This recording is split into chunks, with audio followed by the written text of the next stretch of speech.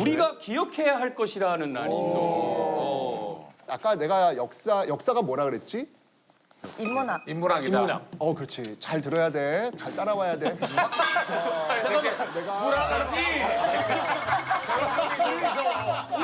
NCT 도영이가 아니야.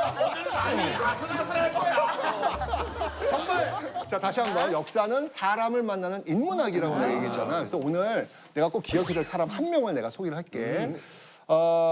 혹시 이석영 선생님이라는 이름 들어봤나? 서경. 처음 들어봤지? 처음 들어봤지. 한번 물어볼까? 장훈이는 독립운동가. 오! 역시 아이가 진짜 많이 알아. 이 장훈이가 역사 진짜 많이 알아. 아는 형님계 도영이라서. 그러니까 좋아. 혹시 우리나라가 망한 그 연도가 1910년도 경술국치라고 하잖아요. 경술국치. 우리 그때부터 식민지가 된 거 아니야? 그 즈음에 조선에서 제일 부자, 그 부자를 손꼽아 봐라 라고 하면 그 손꼽아 보는 사람 중에 이석영이라는 사람이 들어가. 이 사람이 땅이 너무 많아. 특히 지금 우리 남양주 일대 있잖아, 남양주. 그 남양주 일대가 다 이 사람 땅이라고 보면 되는데 거의 이런 말이 있어. 이석영 남양주 땅을 다 걸어가가지고 어디 가면 이석영 땅이 끝나냐? 동대문에 와야 끝난다는 얘기가 있어. 남양주부터. 어마어마하지. 이렇게 얘기하니까 쏙쏙 들어오네. 그렇지. 우리나라 제일 비싼 땅이 어디야? 지금. 명동? 아예 아니지. 제일 비싼데. 명동이지, 명동. 그렇지. 영철이 잘해. 명동이 제일 그런 거 잘해. 명동이 제일 비싸잖아. 그 명동 일대 땅도 이 사람 집. 이 사람 땅. 대단하신 분이에요. 그러니까 이 사람 땅 값을 지금 돈으로 환산하면 한사람이면 대략 3조. 와, 서장훈이 이전대판 서장훈이네. 일조가 저도. 장훈아 조금만 더 분발하자. 좀 더 분발하자. 장훈이 땅은 힘을 내자. 장훈이 땅은 강남에서 미사리에서 끝나거든. 와 남양주에서 그래서 명동도 그래서 동대문까지. 그 남양주 일대 땅과 이 명동 일대 하여튼 뭐 전국에 땅이 너무 많아. 한 3조 원의 사나이야. 3조 원의 사나이.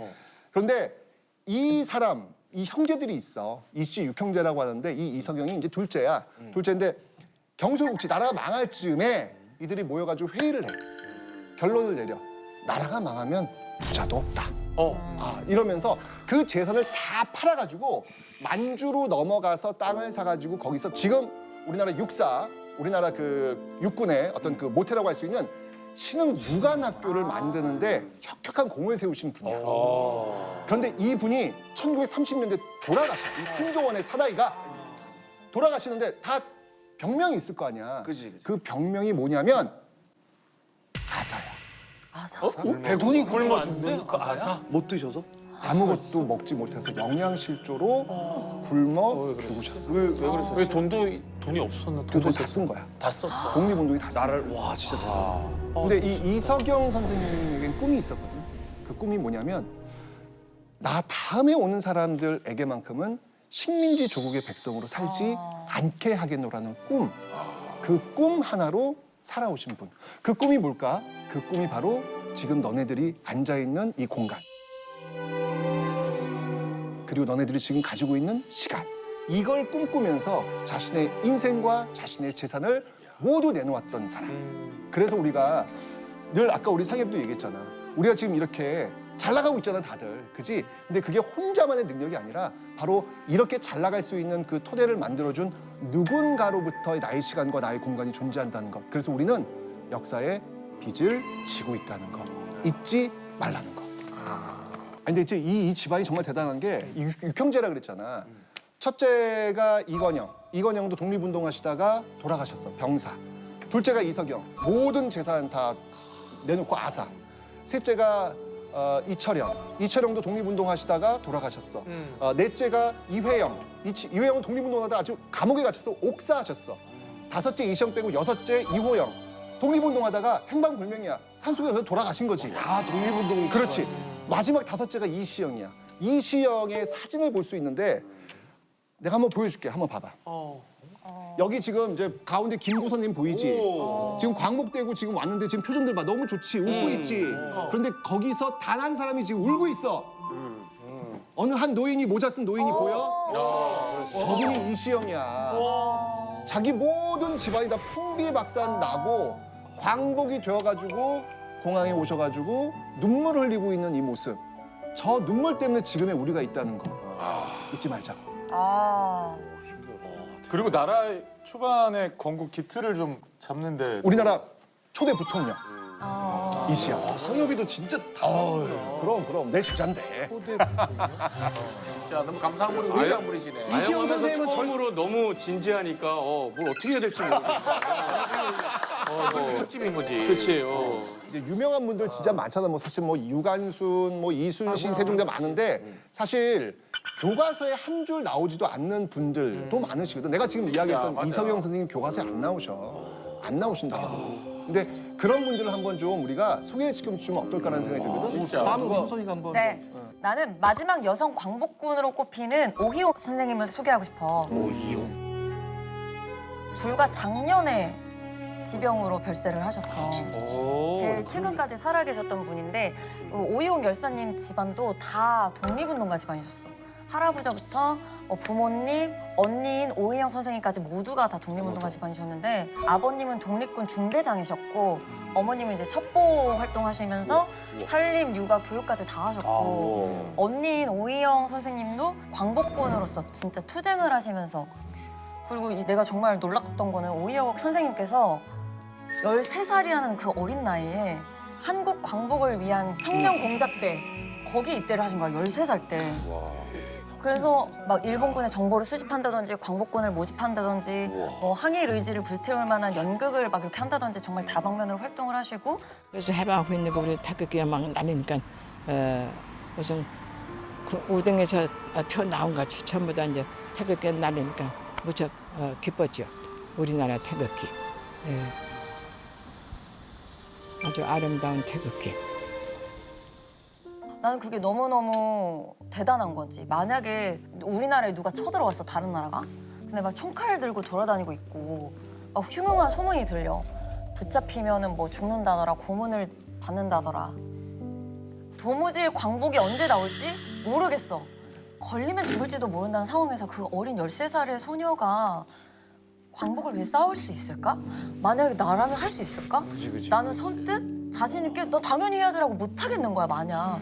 그 죽을 수도 있다는 상황에서 약간 그런 부분에 있어서 유명하지는 않지만 그래도 좀 많이 기억했으면 하는 마음에서 오희옥 선생님. 오희옥 선생님. 선생님 있지 않겠습니까? 아니 근데 많은 사람들이 그 뭐 일제강점기다 이런 거 보면서 나는 저렇게 못해 라고 생각하지만 역사라는 게 그래. 그 당시 상황이 지금 상황이 아니잖아. 그러니까 지금 우리는 그걸 보면서 못하는 게 당연하지. 너무 대단하지. 못한 게 당연하지. 그런데 그런 상황이 우리한테 오면 우리도 어느 순간 그 자리에 가 있을 거야. 말 너무 그 피가 있잖아 우리는. 그럼. 나 이 선생님 있지. 그대로 기억나. 그래서 선생님 뭐라고 했냐면 난세의 영웅이 난다고 했어. 진짜로. 우리 모두가 다 우리 다 영웅 될 거라 했어.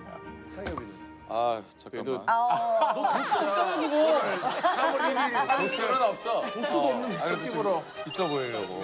나는 좀 이 훌륭한 위인들 곁에 있었던 훌륭한 조력자의 이야기를 좀 하고 싶은데 우리가 세종대왕님 하면 너무 많이 알잖아. 한글 창제부터 해서 농사, 뭐 과학이나 뭐 이런 참 많은 다양한 방면의 업적을 남기셨는데 그 곁에 항상 그를 지키고 있었던 한 사람.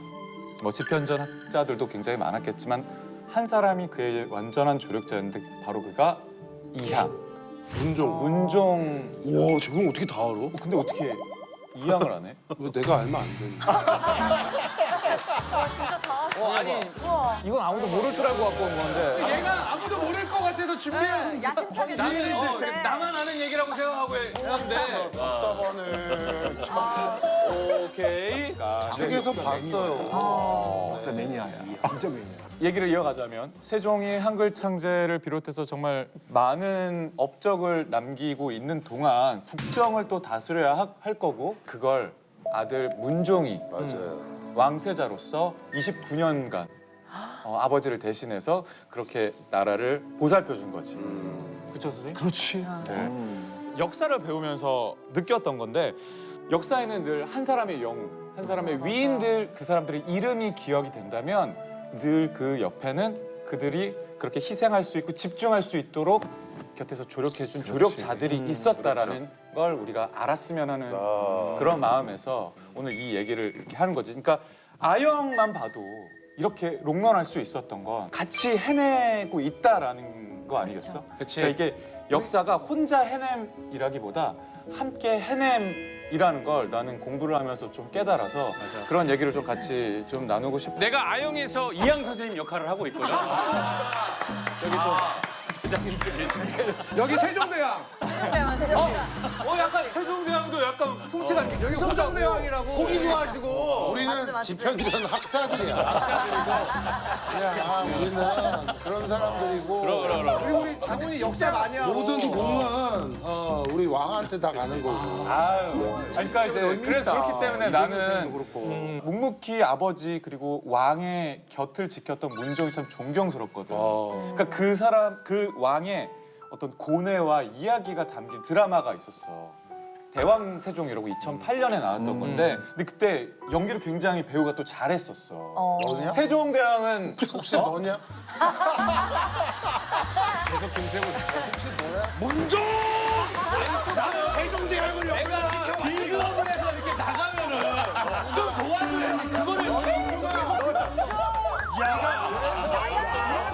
저런 것도 도움이 되겠다. 내가 했던 역할이니까. 정확하게 또 그 시대에 대해서 나도 공부를 해야 되니까 기억이 나지. 근데 그때부터 나는 아쉬웠던 것 같아. 사람들이 문종하면 그냥 얼마 못 산 왕밖에 사람들이 기억을 못 해. 아니 세자로 엄청 오래 계셨기 때문에 진짜 이 분의 문종 임금님의 삶이 너무 슬퍼. 이 정말 왕이 됐긴 했지만 뭐 아들도 그렇고 이 아내들도 그렇고. 너무 고생하고 너무 훌륭한 분인데 어떤 인생이 일찍 돌아가시고 삶이 너무 슬퍼. 장훈이는 우리 쪽에 농구하는 최태성이야.